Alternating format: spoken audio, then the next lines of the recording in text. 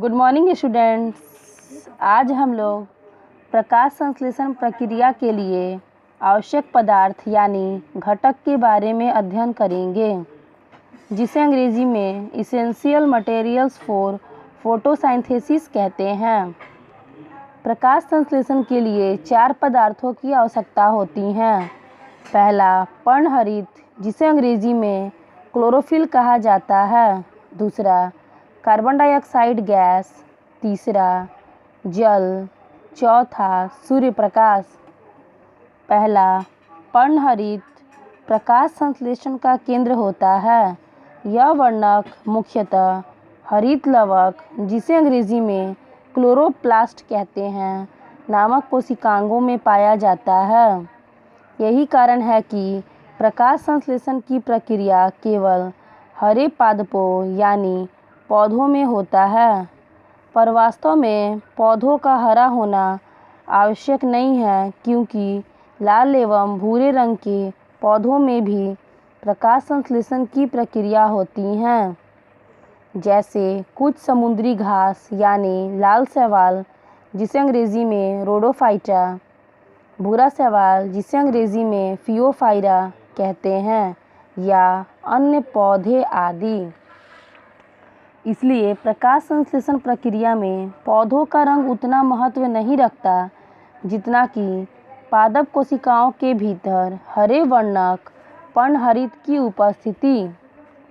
अतः प्रकाश संश्लेषण प्रक्रम केवल क्लोरोफिल की उपस्थिति में ही संभव है, चूँकि क्लोरोफिल ही वह वास्तविक अणु है जिसके द्वारा प्रकाश संश्लेषण की प्रक्रिया संपन्न होती हैं, तथा क्लोरोफिल अणुओं को प्रकाश संश्लेषी इकाई, जिसे अंग्रेजी में फोटोसिंथेटिक यूनिट्स कहते हैं।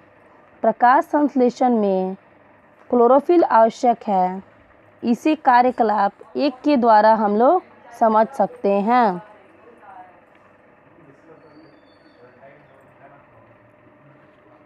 सबसे पहले एक क्रोटन या कोलियस की चित्तीदार पत्ती को लेते हैं। अब उसकी हरी और सफ़ेद चींटियों, जिसे अंग्रेजी में स्पोट्स कहते हैं, को रेखांकित करते हैं। इस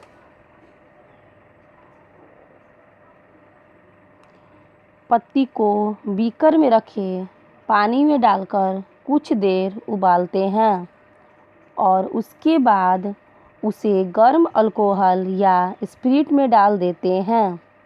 अब इस अल्कोहल वाले बीकर को वाटर बाथ में रखकर उबालते हैं।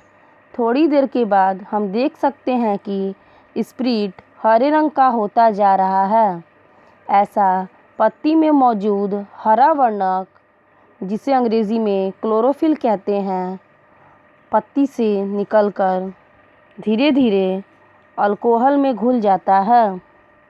जब पत्ती रंगहीन अर्थात हल्के पीले रंग की या सफ़ेद हो जाए तो बीकर को ठंडा होने के लिए छोड़ देते हैं।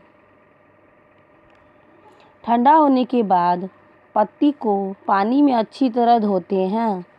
इसके बाद इस पत्ती को पेट्री डिश में रखकर उस पर आयोडीन की कुछ बूंदें डालते हैं, तो देखते हैं कि पत्ती की हरी चींटियों वाला भाग गाढ़ा नीला रंग का हो जाता है, परंतु पत्ती का सफ़ेद चींटियों वाला भाग नीला नहीं होता है।